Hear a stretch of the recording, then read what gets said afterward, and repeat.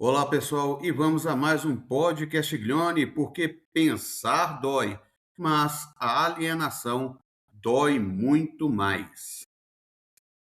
Hoje o giro é pela Oceania. É esse espaço que o imperialismo adora tratar como periferia do mapa. Cartão postal de férias, como paraíso tropical disponível para o consumo do turista do norte global, mas que na prática virou centro nervoso da disputa climática, naval, turística e civilizatória do século XXI. Porque enquanto Washington pensa o porta-aviões, Vanuatu pensa sobrevivência nacional. Enquanto a Royal Caribbean pensa resort e lucro de cruzeiro, os chefes indígenas da ilha de Lelepa pensam terra, mar, ancestralidade e reprodução material da vida. Enquanto as petroleiras pensam em mais extração, as ilhas do Pacífico pensam em quanto tempo ainda tem antes de serem engolidas pelo oceano que as envolve. O Pacífico não é margem. O Pacífico é a fronteira avançada da crise do capitalismo global. E Vanuatu, um arquipélago de 83 ilhas, 300 mil habitantes, economia microscópica diante dos Estados Unidos, está no centro de duas das batalhas mais importantes do momento. Na frente externa, desafiando Washington na ONU pela implementação da decisão histórica da Corte Internacional de Justiça sobre Clima. Na frente interna, resistindo ao avanço do capital turístico transnacional sobre território indígena. Dois frontes, mesmo povo, mesma luta de fundo. Vamos entender com toda a densidade teórica que o tema exige. Para entender o Vanuatu de 2026, precisamos começar pelo Vanuatu colonial. E Vanuatu foi chamada de Novas Hébridas pelos colonizadores e teve a distinção histórica de ser um dos poucos territórios do mundo administrado como condomínio colonial conjunto entre a Grã-Bretanha e a França simultaneamente, de 1906 a 1980. Um acordo colonial tão bizarro que os próprios colonizados chamavam de pandemônio, uma corruptela de condomínio que capturava perfeitamente o caos administrativo de ter dois sistemas jurídicos, duas polícias, duas escolas, duas línguas coloniais funcionando simultaneamente sobre o mesmo povo.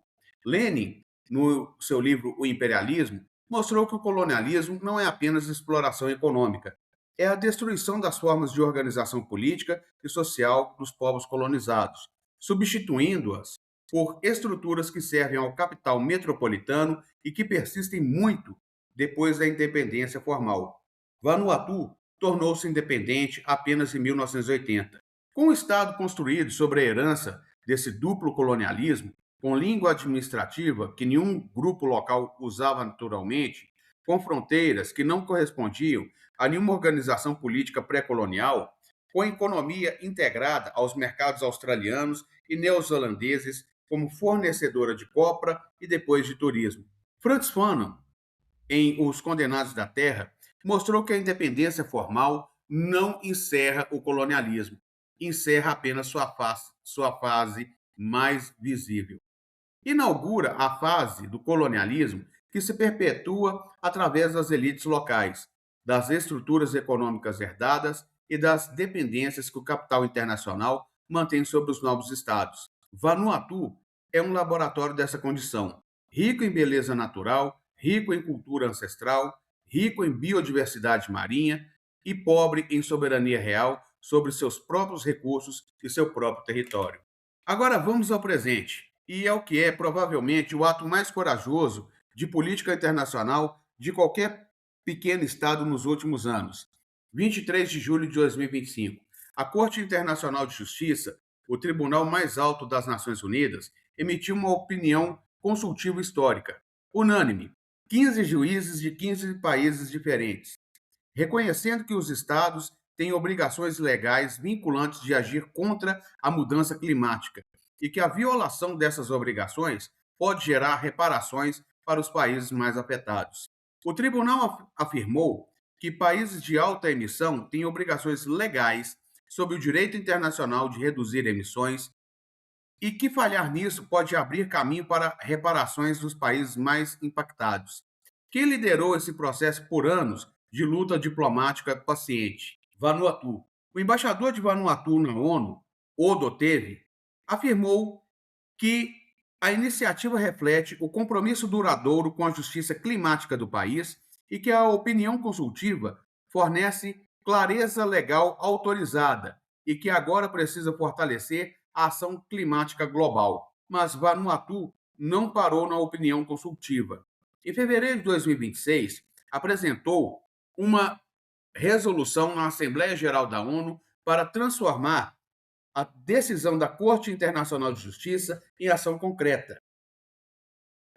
A resolução propõe registro internacional de danos, documentando perdas causadas pela mudança climática, reparações plenas e imediatas para países vítimas, eliminação de subsídios a combustíveis fósseis. O Departamento de Estado americano enviou um cabo a todas as embaixadas e consulados dos Estados Unidos, afirmando que se opõe fortemente à proposta, descrevendo-a como uma ameaça à grave indústria americana, pressionando outros países a pedir a Vanuatu que retire a resolução. Os Estados Unidos, a maior economia do mundo, um dos maiores emissores históricos de carbono, emitiram uma circular diplomática para pressionar um arquipélago de 300 mil pessoas a desistir de buscar justiça. O cabo americano descreve a opinião da Corte Internacional de Justiça como afirmações equivocadas de obrigações legais internacionais, uma posição que contradiz o consenso científico e legal global. Aqui entra Lênin com uma análise que tem 110 anos e parece escrita essa semana. O imperialismo exporta capital, guerra e externalidades. No século XIX e XX, exportou canhões e contratos coloniais. No século XXI, exporta carbono, elevação do nível do mar, destruição de recifes de coral, colapso alimentar e migração forçada. E quando o povo que recebe essas externalidades tenta usar o direito internacional para buscar reparação, vê o mesmo imperialismo que construiu o direito internacional para servir seus interesses usar o seu poder diplomático para destruir esse direito. Rosa Luxemburgo diria: isso é barbárie, e não é metáfora. É o cálculo frio de uma potência que protege sua indústria fóssil ao custo de ilhas que literalmente afundam. Em 2023, Vanuatu enfrentou 2 ciclones de categoria 4 em 72 horas, algo sem precedente histórico. As ilhas cobrem uma área total de 12.190 km² e têm população de aproximadamente 300 mil pessoas. 2 ciclones em 72 horas. E Washington enviando cabos diplomáticos para garantir que eles não recebam reparação. Aqui chamaria isso de necropolítica climática. O poder que decide quais populações podem morrer para que o capitalismo fóssil continue se valorizando. Mas Vanuatu não existe no vácuo.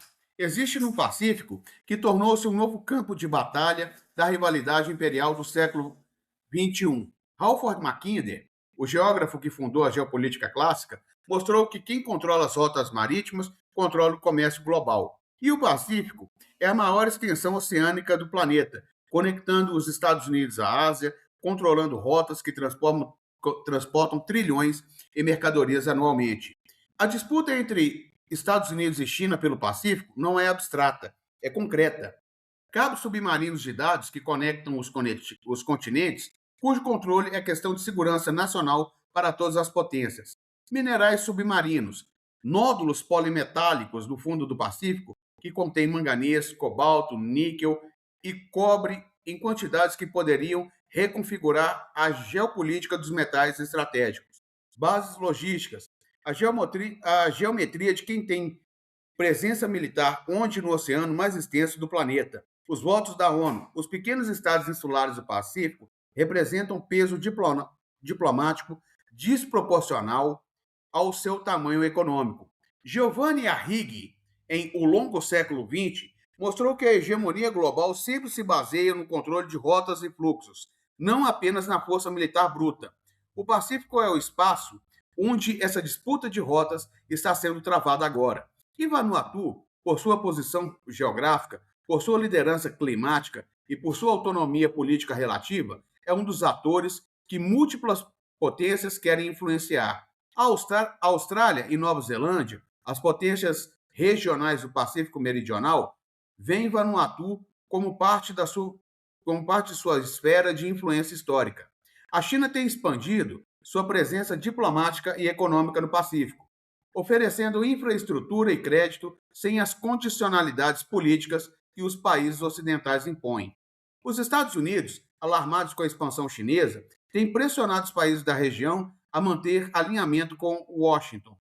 Wallerstein, em O Sistema Mundial Moderno, chamaria isso de competição interimperial pela periferia, quando múltiplos centros do sistema mundo disputam a integração de territórios periféricos. Esses têm margem de manobra que não teriam sob hegemonia única. Vanuatu usa essa margem, com inteligência estratégica que surpreende qualquer análise que subestime os pequenos estados. A luta pela resolução climática na ONU é também luta pela afirmação de que as regras do sistema internacional se aplicam aos grandes, não apenas aos pequenos. Agora, vamos ao segundo fronte, a contradição mais reveladora do capitalismo contemporâneo. Enquanto Vanuatu enfrenta as potências imperiais pela justiça climática na ONU, dentro das suas próprias ilhas, enfrenta outro tipo de imperialismo, o capital turístico transnacional. A Royal Caribbean International, uma das maiores empresas de cruzeiros do mundo, com receita anual de mais de 14 bilhões de dólares, anunciou planos para transformar Lelepa, uma ilha de 5 quilômetros de comprimento, com aproximadamente 500 habitantes, em destino privado de cruzeiro.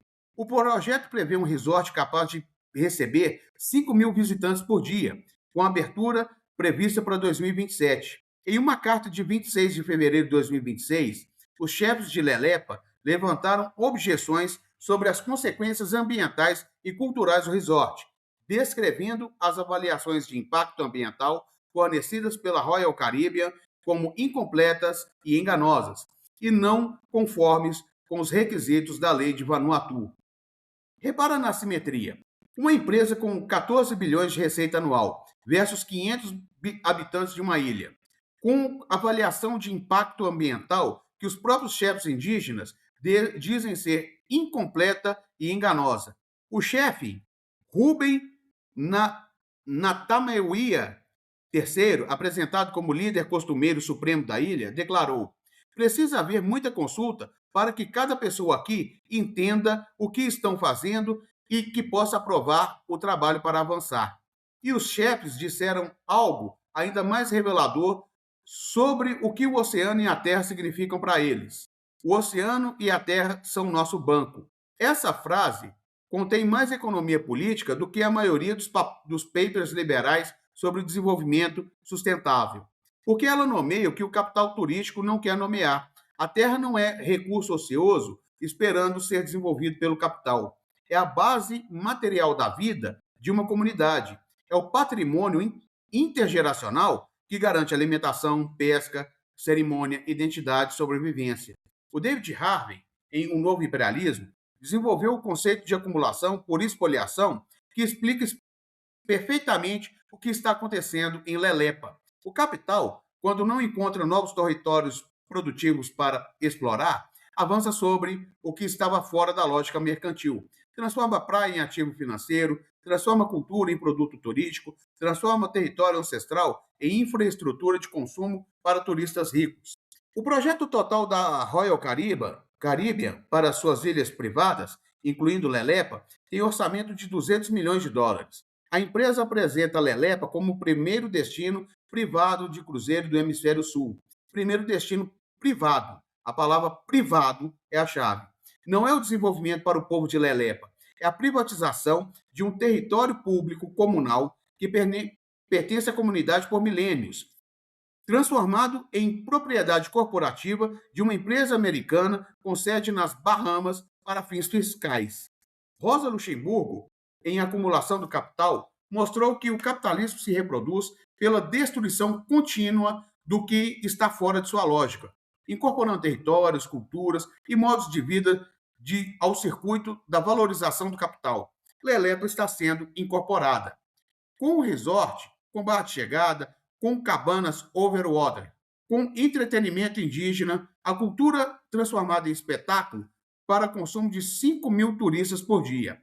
Karl Marx chamaria isso de fetichismo da mercadoria em sua expressão mais completa. As relações sociais, a relação do povo de Lelepo com sua terra, seu mar, seus antepassados, são apagadas e substituídas pela relação entre mercadorias. O entretenimento indígena não é encontro cultural, é mercadoria cultural, produzida para consumo, padronizada para o gosto turístico, dissociada do contexto que lhe dá sentido. Aqui precisamos de honestidade intelectual. Porque a situação em Lelepa não é simplesmente capital estrangeiro mau versus povo indígena puro. É mais complicada. O governo de Vanuatu apoia o projeto da Royal Caribbean. A CEO da Vanuatu Tourism Office declarou que a decisão da empresa de desenvolver Lelepa é um poderoso endosso do nosso país e que o país está orgulhoso de ver Vanuatu escolhido como cenário desse projeto histórico. O estado de Vanuatu, que na frente externa luta por justiça climática e na frente interna está do lado da multinacional de cruzeiros contra os chefes indígenas. Isso não é contradição acidental, é a expressão de algo que Paul Lanzas identificou com precisão. O Estado capitalista periférico está sempre atravessado por múltiplas frações de classe e frequentemente serve aos interesses do capital transnacional em detrimento das classes populares locais. A elite política que assina acordos com a Royal Caribbean é a mesma que representa Vanuatu na ONU pela justiça climática. Fano chamaria isso de colonialismo interno. As elites nacionais que substituíram os colonizadores no controle do aparato de Estado sem alterar as relações de exploração fundamentais. Gramsci veria uma crise de hegemonia, quando o Estado formal não consegue representar genuinamente os interesses das classes subalternas e quando essas classes precisam lutar contra o Estado e o capital simultaneamente. Os chefes de Lelepa estão nessa posição exata. Lutam contra uma transnacional americana e, ao mesmo tempo, lutam contra o próprio Estado de Vanuatu, que deveria protegê-los. Para completar o quadro, precisamos falar da dimensão menos visível, mas igualmente estrutural da condição do Pacífico. A reprodução social, o conjunto de condições que permitem que a vida humana se reproduza: saúde, educação, alimentação, moradia e cultura. Os sistemas de saúde do Pacífico são estruturalmente frágeis, dependentes do financiamento externo, australiano, neozelandês, chinês e americano, o que pode ser cortado a qualquer momento por razões que nada têm a ver com as necessidades das populações locais. A dependência educacional externa. Jovens do Pacífico precisam estudar na Austrália, Nova Zelândia ou Fiji, porque seus países não têm universidades capazes de formar profissionais nas áreas que precisam. A migração laboral. Trabalhadores pacíficos que vão trabalhar em fazendas na Austrália e na Nova Zelândia como força de trabalho temporária e barata, enviando remessas para casa. Mesaros, em Para Além do Capital, mostrou que o capitalismo, na sua fase e na sua crise estrutural, não consegue mais oferecer condições de reprodução social adequadas nem mesmo para os seus centros, quanto mais na periferia. A crise sanitária que afeta as populações do Pacífico não é acidente de saúde pública, é a expressão estrutural da periferização, a condição em que os países do Pacífico existem dentro do sistema capitalista mundial. Fornecem beleza natural para o turismo do norte global, fornecem votos na ONU quando conivente, fornecem mão de obra temporária quando necessário e recebem em troca sistema de saúde subfinanciados, dependência educacional, crises climáticas que eles não causaram e resorts privatizando suas praias. Samir Amin chamaria isso de troca desigual, o mecanismo estrutural pelo qual o valor é transferido da periferia para o centro no capitalismo mundial. O Pacífico transfere valor em beleza natural, posição geográfica, tem votos diplomáticos e recebe, em troca, dependência estrutural do capital. Então, vamos fechar com toda a clareza que esse quadro exige. Vanuatu nos mostra em miniatura, concentrado em uma série de ilhas do Pacífico Sul, todas as condições do capitalismo global no século XXI. Na frente externa, o ministro do Clima de Vanuatu, o Ralph Regivano, disse que respeitar a decisão da Corte é essencial para dar credibilidade ao sistema internacional e para a ação coletiva efetiva, no momento em que o respeito pelo direito internacional está sob pressão globalmente. Essa iniciativa afirma o papel central da Corte Internacional de Justiça. Um arquipélago de 300 mil pessoas dizendo ao mundo que o direito internacional deve se aplicar aos poderosos, que as externalidades do capitalismo fóssil têm preço, que as ilhas que afundam têm o direito de exigir reparação, e os Estados Unidos enviando cabos diplomáticos para silenciarem essas vozes. Na frente interna, os chefes indígenas de Lelepa dizendo que seu oceano e sua terra são seu banco, que nenhuma multinacional tem o direito de privatizá-los sem consulta real, sem avaliação honesta, sem respeito ao que aquele território significa para as pessoas que vivem sobre ele há milênios. Lenin mostrou que o imperialismo exporta suas contradições para a periferia. Harvey mostrou que o capital privatiza tudo que ainda não foi mercantilizado. Fanon mostrou que a descolonização formal não encerra a dominação. Mbembe mostrou que a necropolítica decide quais populações podem morrer para que o capital continue se valorizando. Gramsci mostrou que a resistência começa quando as classes subalternas recusam aceitar como natural o que é histórico e irreversível. E Vanuatu está recusando, com diplomacia na ONU, com chefes indígenas que escrevem cartas para as multinacionais americanas, com um povo que sobreviveu ao colonialismo duplo britânico e francês, à independência tardia e às tragédias climáticas que não causaram. O Pacífico não é o paraíso, é a fronteira. A fronteira onde o capitalismo global encontra seus próprios limites ecológicos, morais, políticos e civilizatórios. E onde povos que o sistema classifica como periféricos estão fazendo perguntas que o centro não consegue mais evitar. Quem paga pelas externalidades do capitalismo fóssil? Quem tem direito de decidir sobre o território que alimentou uma comunidade por milênios? Qual o limite de que o capital pode privatizar? Essas perguntas vêm de 300 mil pessoas numa série de ilhas do Pacífico Sul. E o mundo inteiro deveria estar ouvindo, porque as respostas que o Vanuatu está exigindo são as respostas que a humanidade inteira vai precisar. E como sempre dizemos aqui no Podcast Glione, pensar dói, mas a alienação dói muito mais. Até o próximo Podcast Glione.